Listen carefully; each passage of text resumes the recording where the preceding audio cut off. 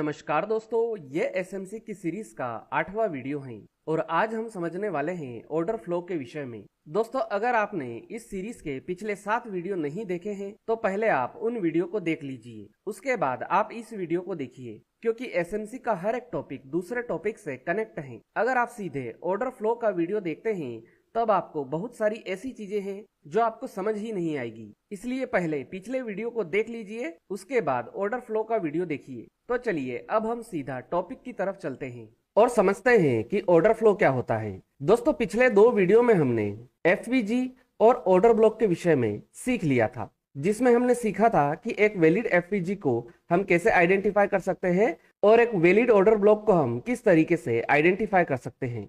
और हमने जाना था कि वो कौन सी एफपीजी होती है जो हमारे लिए काम की होती है और वो कौन सी एफपीजी है जो हमारे लिए काम की नहीं होती है। अब यहाँ पर सवाल यह आता है कि जब हम बुलिश मार्केट स्ट्रक्चर और बेरिश मार्केट स्ट्रक्चर को देखते हैं और उसके अंदर हमें अगर एफपीजी देखने को ही ना मिले तो उस कंडीशन में हमें क्या करना है। जैसे कि जब हम बुलिश मार्केट स्ट्रक्चर को देखते हैं और यहाँ पर हम एफपीजी आइडेंटिफाई करते हैं हायर लो से हायर हाई के बीच में, और जब हमें स्ट्रक्चर के अंदर एफपीजी मिलती है तो उसी एफपीजी से हमें एक वैलिड ऑर्डर ब्लॉक मिलता है और हमें यह पता चलता है कि मार्केट के अंदर डिमांड जोन कौन सा है। इसी तरह से जब हम बेरिश मार्केट स्ट्रक्चर के अंदर एफपीजी और ऑर्डर ब्लॉक को आइडेंटिफाई करते हैं तो हम इसे लोअर हाई से लोअर लो के बीच में यहाँ पर आइडेंटिफाई करते हैं, जिससे कि हमें यह पता चलता है कि एक वैलिड ऑर्डर ब्लॉक कौन सा होता है। और ऑर्डर ब्लॉक की हेल्प से हमें यह पता चलता है कि मार्केट के अंदर एक वैलिड सप्लाई जोन कौन सा होता है।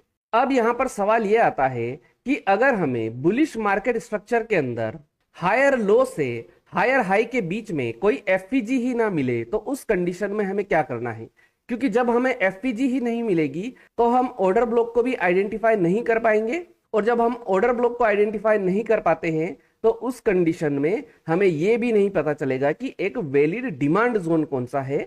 इसी प्रकार से जब हम बेरिश मार्केट स्ट्रक्चर की बात करते हैं और अगर हमें यहाँ पर लोअर हाई से लोअर लो के बीच में कोई एफपीजी ना मिले तो इस कंडीशन में जबकि एफपीजी ही नहीं है तो हम यहाँ पर ऑर्डर ब्लॉक को भी आइडेंटिफाई नहीं कर पाएंगे, और जब किसी तरह का ऑर्डर ब्लॉक ही नहीं होगा तो हम ये कैसे जान पाएंगे कि स्ट्रक्चर के अंदर एक सप्लाई जोन कौन सा है। तो इस कंडीशन में जो हमारे लिए काम आता है वो चीज होती है ऑर्डर फ्लो। इसको मैं एक बार फिर से रिपीट करना चाहूंगा, जब हमें स्ट्रक्चर के अंदर एफपीजी और ऑर्डर ब्लॉक नहीं मिलेंगे, जब मार्केट में एफपीजी और ऑर्डर ब्लॉक नहीं बनते हैं तो उस कंडीशन में हम ऑर्डर फ्लो को यहां पर फॉलो करेंगे। तो चलिए सबसे पहले हम ऑर्डर फ्लो को बुलिश मार्केट स्ट्रक्चर के हिसाब से समझ लेते हैं कि बुलिश मार्केट स्ट्रक्चर के अंदर हम ऑर्डर फ्लो को किस तरीके से आइडेंटिफाई करेंगे। तो मैं यहाँ आपको इसे एक डायग्राम से समझाने की कोशिश करता हूँ। दोस्तों, हम चार्ट में देखते हैं कि प्राइस कुछ इस तरीके से छोटे छोटे स्विंग हाई और स्विंग लो लगाते हुए ऊपर की तरफ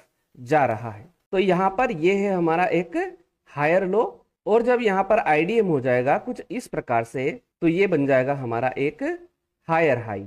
तो जैसा कि हम यहाँ पर देख सकते हैं ये हमारा एक स्विंग हाई है, ये हमारा एक स्विंग हाई है और ये हमारा एक स्विंग हाई है। अब हम यहाँ पर देख लेते हैं कि ऑर्डर फ्लो यहाँ पर किस तरीके से बनता है। जैसे कि ये एक स्विंग हाई है तो इस स्विंग हाई को हमें यहाँ पर इस तरीके से मार्क कर लेना है, और इस स्विंग हाई के बाद यहाँ पर जहां तक भी नीचे प्राइस आता है इस लो को हमें यहाँ पर मार्क कर लेना है। तो यहाँ पर इस स्विंग हाई से इसके लो तक का जो ये एरिया है ये हमारे लिए एक ऑर्डर फ्लो है, इसे हम कहेंगे ऑर्डर फ्लो। इसी तरीके से ये एक स्विंग हाई है और ये इसका एक लो है, तो इस हाई से लेकर इसके लो तक का जो एरिया है ये हमारे लिए एक ऑर्डर फ्लो है। और इसके बाद यहाँ पर फिर से ये जो एक स्विंग हाई है और यहाँ पर ये जो लो है इसके बीच का जो एरिया है वो हमारे लिए एक ऑर्डर फ्लो है। अब ये जो ऑर्डर फ्लो हमने आइडेंटिफाई करा है ये बुलिश मार्केट स्ट्रक्चर के साथ ये हमारे लिए एक डिमांड जोन है,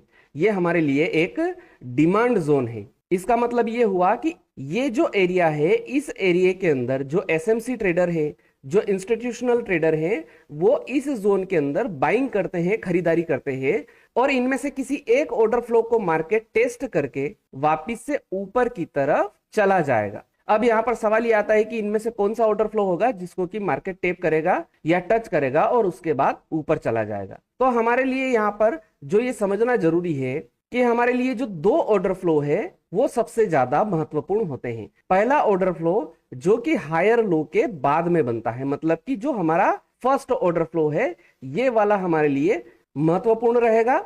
और इसके बाद जो आईडीएम जहां पर हमारा होता है, जहां पर हमारा आईडीएम होता है उससे प्रीवियस वाला, मतलब कि उससे जो पिछला वाला ऑर्डर फ्लो है, यानी कि ये वाला ऑर्डर फ्लो, ये हमारे लिए महत्वपूर्ण रहेगा। बीच में जो ऑर्डर फ्लो है वो हमारे लिए किसी काम के नहीं है, हमें इनके ऊपर ध्यान नहीं देना है। जैसा कि यहाँ पर एग्जांपल के अंदर मैंने आपको एक ऑर्डर फ्लो दिखाया है, हो सकता है कि कभी कभी 2 या 3 ऑर्डर फ्लो भी बीच में बन सकते हैं, लेकिन हमारे लिए जो ऑर्डर फ्लो काम के रहेंगे वो फर्स्ट वाला रहेगा या फिर जो लास्ट वाला है यानी कि आईडीएम से पिछला वाला, वो हमारे लिए काम का यहाँ पर रहेगा। अब यहाँ पर हमारे लिए एक और सवाल रह जाता है कि इन दोनों ऑर्डर फ्लो के अंदर से, इन दोनों ऑर्डर फ्लो में से वो कौन सा ऑर्डर फ्लो होगा जिसे कि मार्केट यहाँ पर टच करेगा या टैप करेगा। क्या वो फर्स्ट वाले को टैप करके ऊपर जाएगा इस तरीके से, या फिर जो हमारा आईडीएम से प्रीवियस वाला है इसी को टैप करके मार्केट ऊपर चला जाएगा। तो चलिए इसे भी हम समझ लेते हैं। हम देखते हैं कि प्राइस कुछ इस तरीके से छोटे छोटे स्विंग हाई और स्विंग लो लगाते हुए ऊपर की तरफ यहाँ पर हमें जाता हुआ दिखाई दे रहा है। ये हमारा एक हायर लो है और ये हमारा एक यहाँ पर हायर हाई है। हायर हाई कैसे कंफर्म होगा, जैसे ही हमारा यहाँ पर आईडीएम कलेक्ट होता है तो ये एक हायर हाई है, वैलिड, ये कंफर्म हो जाएगा। तो अब हम यहाँ पर देख सकते हैं हमारे लिए एक ऑर्डर फ्लो ये है, इस स्विंग हाई से लगाकर इसके लो तक ये हमारा एक ऑर्डर फ्लो। इसके बाद अगला ऑर्डर फ्लो हमारे लिए ये वाला है कुछ इस तरीके से, और इसके बाद अगला ऑर्डर फ्लो हमारे लिए ये वाला है। तो जैसा कि हम यहाँ पर देख सकते हैं ये वाला जो हमारा ऑर्डर फ्लो है इसको यहाँ पर प्राइस ने टैप कर लिया है। इसके बाद इस ऑर्डर फ्लो को भी मार्केट ने यहाँ पर टैप कर लिया है। अभी सिर्फ ये वाला ही ऑर्डर फ्लो बचा है जिसे कि यहाँ पर मार्केट ने टैप नहीं करा है, टच नहीं करा है। तो इस कंडीशन में क्या होगा, जैसे ही हमारा यहाँ पर आईडीएम कलेक्ट होता है प्राइस इस ऑर्डर फ्लो के अंदर आएगा, इस ऑर्डर फ्लो के अंदर आएगा और इसे टैप करके यहाँ से ऊपर की तरफ चला जाएगा।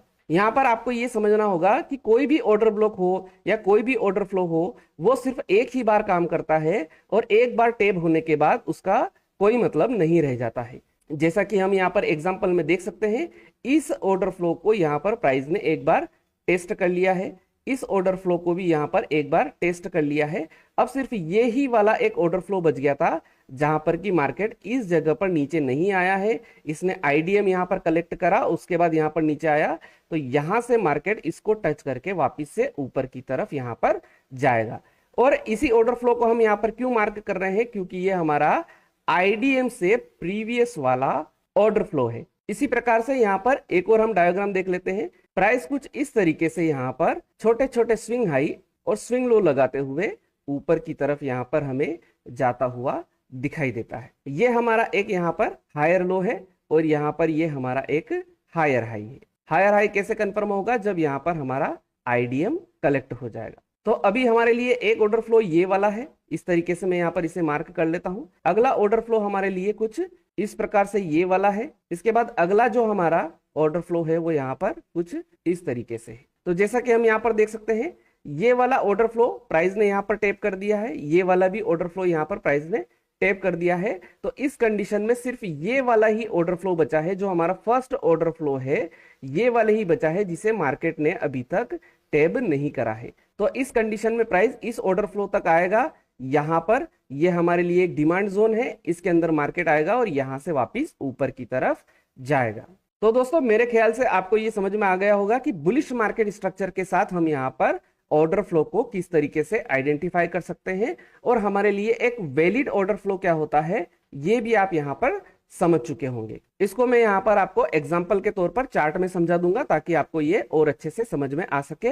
उससे पहले हम बेरिश मार्केट स्ट्रक्चर के अंदर भी ऑर्डर फ्लो को समझ लेते हैं, उसके बाद हम सीधा यहाँ पर चार्ट में चलेंगे। बेरिश मार्केट स्ट्रक्चर के अंदर जो हमें ऑर्डर फ्लो आइडेंटिफाई करना है वो हमें आइडेंटिफाई करना है लोअर हाई से लेकर लोअर लो के बीच में। इसे मैं यहाँ पर आपको एक डायग्राम से समझाने की कोशिश करता हूँ। हम देखते हैं कि प्राइस कुछ इस तरीके से छोटे छोटे स्विंग हाई और स्विंग लो लगाते हुए नीचे की तरफ यहाँ पर जा रहा है। ये मेरा एक लोअर हाई है और ये हमारा एक लोअर लो है। ये कैसे कंफर्म होगा, जैसे ही यहाँ पर हमारा आईडीएम कलेक्ट होता है तो ये एक लोअर लो है, वैलिड, ये कंफर्म हो जाता है। अब हमें यहाँ पर ऑर्डर फ्लो किस तरीके से आइडेंटिफाई करना है, ये हमारा एक स्विंग लो है, ये हमारा एक स्विंग लो है, और ये हमारा एक स्विंग लो है। इस स्विंग लो को हम काउंट नहीं करेंगे क्योंकि यहाँ पर हमारा आईडीएम कलेक्ट होता है। तो यहाँ पर हम देख सकते हैं कि हमारे लिए 3 स्विंग लो है। तो इस स्विंग लो से लगाकर इस हाई तक जो एरिया है हमारा, वो हमारा ऑर्डर फ्लो का एरिया है। ऑर्डर फ्लो का मतलब यहाँ पर होगा सप्लाई जोन। इसी तरीके से ये एक स्विंग लो है, इस स्विंग लो से लगाकर इस हाई तक का जो एरिया है वो हमारे लिए ऑर्डर फ्लो है। इसके बाद इस स्विंग लो से लगाकर इस स्विंग हाई तक का जो एरिया है वो हमारे लिए एक ऑर्डर फ्लो है। ये एरिया हमारे लिए एक सप्लाई जोन है, एक सप्लाई जोन है। इसका मतलब ये हुआ कि ये जो जोन है इसके अंदर जो एसएमसी ट्रेडर है, जो इंस्टीट्यूशनल ट्रेडर है, वो यहाँ पर सेलिंग करते हैं और प्राइस इनमें से किसी एक ऑर्डर फ्लो को टेप करके यहाँ पर नीचे की तरफ वापस से चला जाता है। अब यहाँ पर भी वही सवाल आता है कि इनमें से कौन सा ऑर्डर फ्लो है जो हमारे लिए काम करेगा। तो यहाँ पर जो फर्स्ट वाला ऑर्डर फ्लो है सबसे पहले तो वो हमारे लिए काम का है, और इसके बाद जो आईडीएम से प्रीवियस वाला ऑर्डर फ्लो है यानी कि ये वाला, ये हमारे लिए काम का है। इन दोनों के बीच में 2 ऑर्डर फ्लो बने, 4 ऑर्डर फ्लो बने या 6 ऑर्डर फ्लो बने, वो हमारे लिए किसी काम के नहीं है। हमारे लिए जो काम का है वो फर्स्ट वाला है, और आईडीएम से प्रीवियस वाला जो ऑर्डर फ्लो है वो हमारे लिए यहाँ पर काम का है। अब यहाँ पर भी वही सवाल आता है कि इस फर्स्ट वाले ऑर्डर फ्लो और इस लास्ट वाले ऑर्डर फ्लो, इन दोनों में से मार्केट किस ऑर्डर फ्लो को टेप करके या टेस्ट करके वापस से नीचे की तरफ यहाँ पर चला जाएगा। तो इसे भी हम यहाँ पर समझ लेते हैं। तो हम देखते हैं कि प्राइस कुछ इस तरीके से छोटे छोटे स्विंग हाई और स्विंग लो लगाते हुए नीचे की तरफ हमें यहाँ पर जाता हुआ दिखाई देता है। ये हमारे लिए एक लोअर हाई है और ये हमारे लिए एक लोअर लो है। कब कंफर्म होगा? जब यहाँ पर हमारा आईडीएम कलेक्ट हो जाता है। तो यहाँ पर एक ऑर्डर फ्लो हमारे लिए ये वाला है, इस स्विंग लो से इसके हाई तक ये हमारे लिए एक ऑर्डर फ्लो है। सेकंड वाला हमारे लिए यहाँ पर ये वाला है, और थर्ड वाला जो ऑर्डर फ्लो है हमारे लिए यहाँ पर ये वाला है। तो जैसा कि हम यहाँ पर देख सकते हैं, ये फर्स्ट वाला जो हमारा ऑर्डर फ्लो था ये यहाँ पर मार्केट ने टेप कर लिया है, तो ये हमारे लिए किसी काम का नहीं रहा। उसके बाद ये हमारे लिए सेकंड वाला ऑर्डर फ्लो है, इसको भी मार्केट ने कैप्चर कर लिया है, तो ये वाला भी हमारे लिए काम का नहीं है। अब हमारे लिए ये लास्ट वाला एक ऑर्डर फ्लो बच गया है क्योंकि इसे अभी तक मार्केट ने टेप नहीं करा है। तो जैसे ही यहाँ पर हमारा आईडीएम कलेक्ट होगा, हमारा लोअर लो कंफर्म होगा, तो प्राइस इस ऑर्डर फ्लो को टेप करेगा, इस ऑर्डर फ्लो को टेस्ट करेगा और यहीं से नीचे की तरफ वापस से आ जाएगा। ये हमारे लिए एक वैलिड सप्लाई जोन है।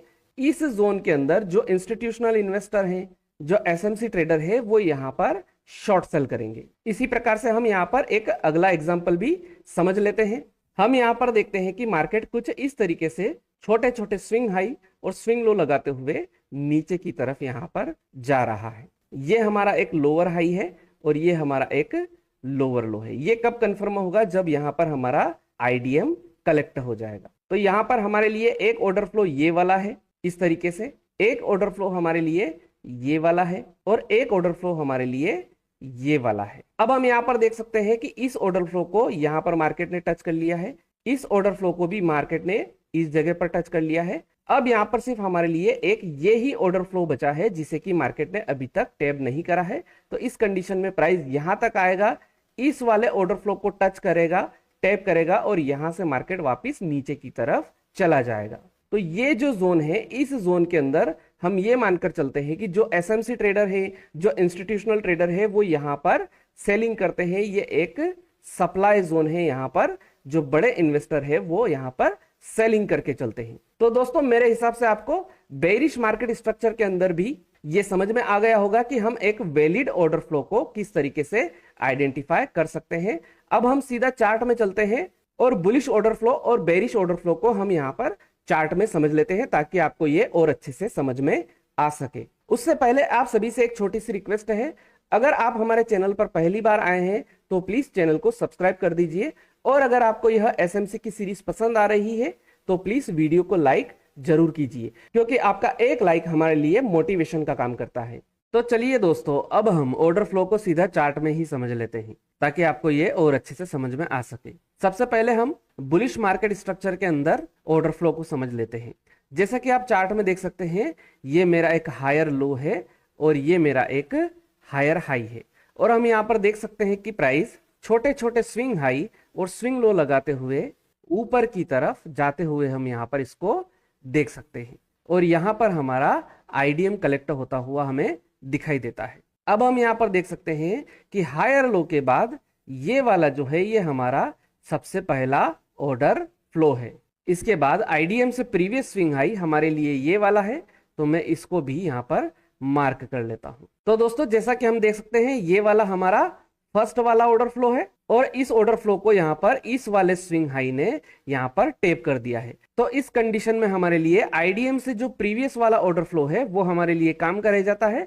तो ये वाला हमारा प्रीवियस वाला ऑर्डर फ्लो है, मतलब कि ये वाला ऑर्डर फ्लो हमारे लिए डिमांड जोन का काम करेगा। और हम यहाँ पर देख सकते हैं प्राइस इस ऑर्डर फ्लो तक आया, इसको यहाँ पर टच किया, टेप किया और इसके बाद प्राइस यहाँ से ऊपर की ओर जाते हुए हम यहाँ पर देख सकते हैं। अभी इसके अंदर हमें किस तरीके से बाइंग करनी है, हमारे टारगेट क्या होंगे, हमारे स्टॉप लॉस क्या होंगे, वो हम आगे चलकर समझेंगे। अभी फिलहाल तो हम यहाँ पर सिर्फ और सिर्फ ये समझ रहे हैं कि ऑर्डर फ्लो क्या होता है। अब हम बेरिश मार्केट स्ट्रक्चर के हिसाब से भी ऑर्डर फ्लो को समझ लेते हैं। दोस्तों हम यहाँ पर देख सकते हैं कि ये हमारा एक लोअर हाई है और ये हमारा एक लोअर लो है। हम यहाँ पर देखते हैं कि प्राइस छोटे छोटे स्विंग हाई और स्विंग लो लगाते हुए नीचे की तरफ जा रहा है और यहाँ पर हमारा आईडीएम कलेक्ट हो गया और ये हमारा फर्स्ट वाला ऑर्डर फ्लो है। मैं इसे यहाँ पर इसे मार्क कर लेता हूँ। इसके बाद ये वाला जो है हमारा आईडीएम से प्रीवियस वाला ऑर्डर फ्लो है, तो मैं इसे भी यहाँ पर मार्क कर लेता हूँ।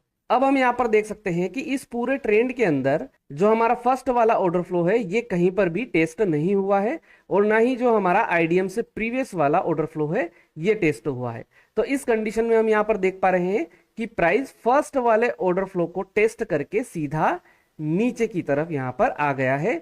यहाँ पर प्राइस फर्स्ट वाले ऑर्डर फ्लो तक गया ही नहीं। तो इस तरह की कंडीशन में हम क्या करेंगे, जब हमारा फर्स्ट वाला और आईडीएम वाला दोनों ही कहीं पर भी टेप नहीं होते हैं तो इस कंडीशन में हम किस तरह से मार्केट के अंदर शॉर्ट सेलिंग करेंगे, इस विषय में हम उस समय चर्चा करेंगे जब हम स्ट्रक्चर के साथ बाइंग और सेलिंग करना सीखेंगे। उस वक्त आपको इस चीज का जवाब मिल जाएगा। तो दोस्तों ये थी ऑर्डर फ्लो के विषय में संपूर्ण जानकारी। उम्मीद है आपको यह जानकारी पसंद आई होगी। अगर ऑर्डर फ्लो से जुड़ा हुआ कोई भी सवाल आपके दिमाग में है या एसएमसी की सीरीज से जुड़ा हुआ कोई भी सवाल आपके दिमाग में है तो आप कमेंट बॉक्स में जाकर मुझसे पूछ सकते हैं। आज के लिए इतना ही, फिर मिलेंगे। गुड बाय, धन्यवाद।